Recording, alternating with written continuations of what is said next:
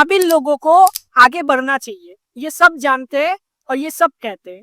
तो मुझे लगता है पर्सनली कि अगर leader of opposition Priyanka Gandhi ji होती राहुल गांधी जी की जगह पे, तो क्या ये अच्छा होता या ये गलत होता? तो चलिए एनालाइज करते हैं। सबसे पहली चीज मैं कह दूं कि अभी leader of opposition Rahul Gandhi ji है। मैं यहाँ पे कह दूं, मैं ये नहीं कह रहा कि राहुल गांधी जी अच्छे लीडर नहीं है, बहुत ही अच्छे लीडर है। लेकिन प्रियंका गांधी जी अगर लीडर ऑफ अपोजिशन बनती है, या तो लीडर ऑफ अपोजिशन का पद प्रियंका गांधी जी को दिया जाता है, तो उसका क्या फायदा होगा मैं ये बता दूं। पहले तो जो हिंदुस्तान में जो महिलाओं के वोट्स है वो प्रियंका गांधी जी को मिलेंगे। दूसरी बात मैं यहाँ पे कह दूं कि अगर आप किसी महिला को लीडर ऑफ अपोजिशन बनाते हो और वो जब अपनी आवाज उठा दी है पार्लियामेंट में, तो उसका जवाब बहुत ही मुश्किल है रूलिंग पार्टी में से किसी को भी देना। क्योंकि हाल ही में हमने प्रियंका गांधी जी की स्पीच सुनी और प्रियंका गांधी जी ने जिस तरीके से जवाब दिए और जिस तरीके से सवाल किए, उसका जवाब कोई भी सामने रूलिंग पार्टी का नेता नहीं दे पाया। तो आप इससे प्रियंका गांधी जी की काबिलियत को देख सकते हो।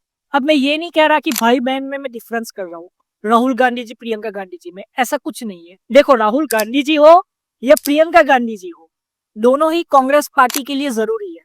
और मैं कहूंगा कि राहुल गांधी जी आज भी बहुत ही अच्छे लीडर है। लेकिन मैं बात कर रहा हूँ कि जो महिलाओं में एक लीडर होनी चाहिए जो कि महिला वोट खींच सके, वो प्रियंका गांधी जी है। प्रियंका गांधी जी को अगर लीडर ऑफ अपोजिशन का पद मिलता है तो जरूर प्रियंका गांधी जी बहुत ही अच्छी तरीके से महिलाओं के वोट अपनी तरफ खींच सकती है।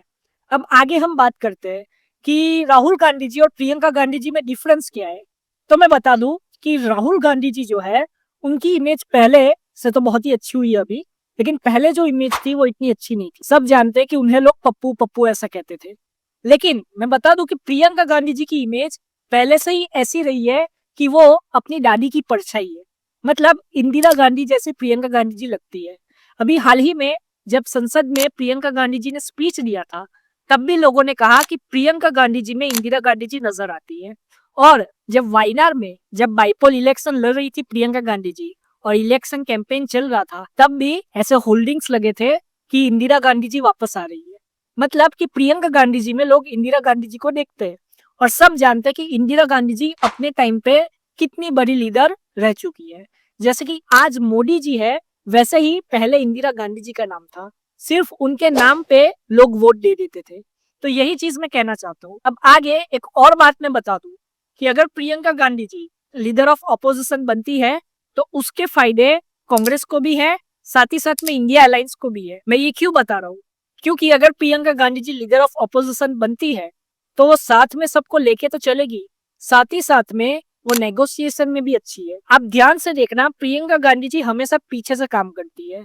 तो अगर वो लीडर ऑफ अपोजिशन बन भी जाती है तो ऐसा नहीं है कि राहुल गांधी जी कुछ काम के नहीं रहेंगे, नहीं, लीडर राहुल गांधी जी ही रहेंगे कांग्रेस पार्टी के। लेकिन अगर leader of opposition Priyanka Gandhi ji बन जाती है तो प्रियंका गांधी जी पीछे से काम करेगी।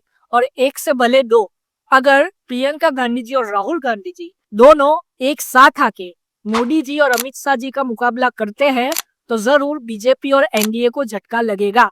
और इसमें कोई दो राय नहीं है कि बीजेपी और एनडीए को भी पता है कि प्रियंका गांधी जी और राहुल गांधी जी दोनों पार्लियामेंट में आए ही इसलिए ताकि बीजेपी पे जो है वो दबाव बना सके। आप देखो, जितने भी बिल पास होने थे वो पास नहीं हुए इंपॉर्टेंट बिल, वो सारे के सारे इंपॉर्टेंट बिल कहाँ गए? जेपीसी में गए। क्यों गए? ताकि विपक्ष भी उस पर चर्चा कर सके। क्योंकि राहुल गांधी जी और प्रियंका गांधी जी को भी पता है कि पार्लियामेंट में बिल तो पास हो जाएगा लेकिन चर्चा इतनी अच्छी तरीके से नहीं होगी, क्योंकि दोनों तरफ से हल्ला होगा। इसीलिए ये बिल जानबूझ के जेपीसी में भेजे जा रहे हैं। अब जेपीसी में क्या होता है कि कमेटी बनाई जाती है जिसमें रूलिंग पार्टी के नेता भी होते हैं और अपोजिशन पार्टी के नेता भी होते हैं, दोनों होते हैं। एक मीटिंग होती है, उसमें बैठते हैं और बातचीत करते हैं और देखते हैं कि क्या एक्ट में क्या रिजोल्यूशन लाना है, क्या सॉल्व कर सकते हैं, क्या रिवाइज कर सकते हैं एक्ट में कौन सी चीज बदलनी चाहिए, कौन सी चीज नहीं बदलनी चाहिए। ये सारी की सारी चीजें देखी जाती है जब जेपीसी कमेटी के लोग बैठते हैं। इसीलिए विपक्ष का जो गोल रहता है जब भी नया बिल आता है कि इसको हमको जेपीसी में भेजना है। अब आगे मैं ये बता दूं कि प्रियंका गांधी जी अगर आज के टाइम पे देखोगे तो राहुल गांधी जी से अच्छी लीडर भी है, प्लस अच्छी लीडर ऑफ अपोजिशन भी बन सकती है। आप अपनी राय कमेंट में जरूर बताएं। जय हिंद।